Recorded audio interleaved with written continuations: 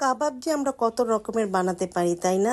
তাও যদি হয় এত সুন্দর একটি কাবাব বাসায় তৈরি, তাহলে তো কোনো কথাই নেই। হ্যালো ভিউয়ার্স, আসসালামু আলাইকুম। কেমন আছেন সবাই? আশা করি আল্লাহর রহমতে সবাই ভালো আছেন।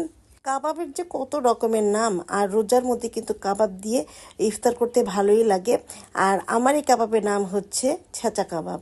ছেঁচা কাবাব তৈরি করতে হলে আমি এখানে নিয়েছি দুটো লেগ পিস, আর এরকম পুঁতুতে সুন্দর করে থেতো করে নিব, যাতে মশলাগুলো দেওয়ার সাথে সাথে খুব সুন্দর করে জড়িয়ে যায় মাংসের সাথে। ব্যাস এভাবে করে নেওয়ার পরে এখন আমি একটি পাত্রের মধ্যে নিয়ে নেওয়ার পরে দিয়ে দিচ্ছি লবণ স্বাদ অনুযায়ী। আর দেখুন কেমন হয়েছে, খুব সুন্দর হয়েছে থেতোটা।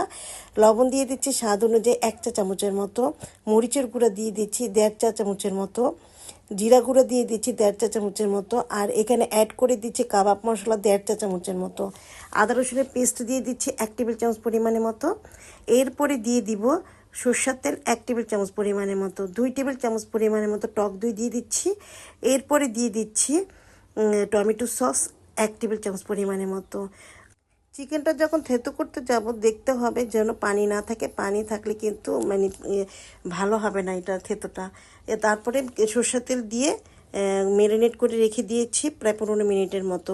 আর এখানে চিলি ফ্লেক্সও দিয়ে দিবেন। সরি, ক্যামেরাটা আমার অফ হয়ে গিয়েছিল। এরপরে 15 মিনিটের পর আমি এটা তেলে ভেজে নিচ্ছি। ডুবো তেল হবে না, মোটামুটি আন্দাজ মতো তেল দিয়ে কিন্তু ভেজে নিতে হবে। প্রথম 1 পিঠ 6 মিনিটের মতো কুক করে নিচ্ছি ঢাকা দিয়ে ঢেকে দিলে কিন্তু ভালো হয়। 6 মিনিটের পর এসে পড়েছে, এখন উল্টিয়ে দিব। যে পিঠটা এখনও কুক হয়নি, সে পিঠটা এখন হওয়ার জন্য 6 মিনিটের মতো আবার ঢাকনা দিয়ে ঢেকে দিব। আমার ভিডিওটিতে অবশ্যই লাইক কমেন্ট শেয়ার করুন। আপনাদের লাইক কমেন্টের মাধ্যমে কিন্তু আমাকে অনুপ্রেরণা যোগাবে, আর আমরা একজন আরেকজনের পাশে থাকবো ইনশাল্লাহ।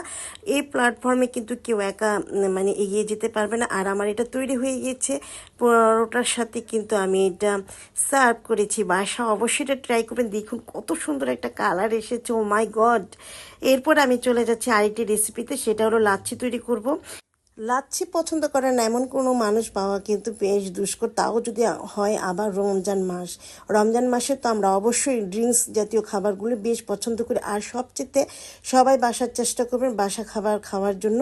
এখানে আমি দই নিয়ে নিয়েছি, মিষ্টি দই, আর একটা হাঁড়ির অর্ধেকটা সর পরা একটা দই নিয়েছি এখানে। এরপরে দিয়ে দিচ্ছি 2 টেবিল চামচ পরিমাণের মতো টক দই, আর 2 চা চামচের মতো দিয়ে দিচ্ছি চিনি, আর চিনি একটু বেশি পরিমাণেও দিতে পারেন। এরপরে দিয়ে দিচ্ছি হাফ লিটারের মতো পানি।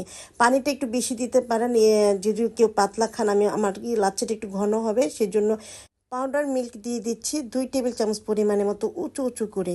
এরপরে বরফ দিয়ে ব্যাস ব্লেন্ড করে নিচ্ছি। আর আপনাদের বাসায় যদি ব্লেন্ডার নাও থাকে, আপনি কিন্তু ঘুটুনি দিয়েও কিন্তু করে নিতে পারেন, আমরা যে ডাল ঘুটি না, সেটা দিয়েও কিন্তু হয়ে যায়।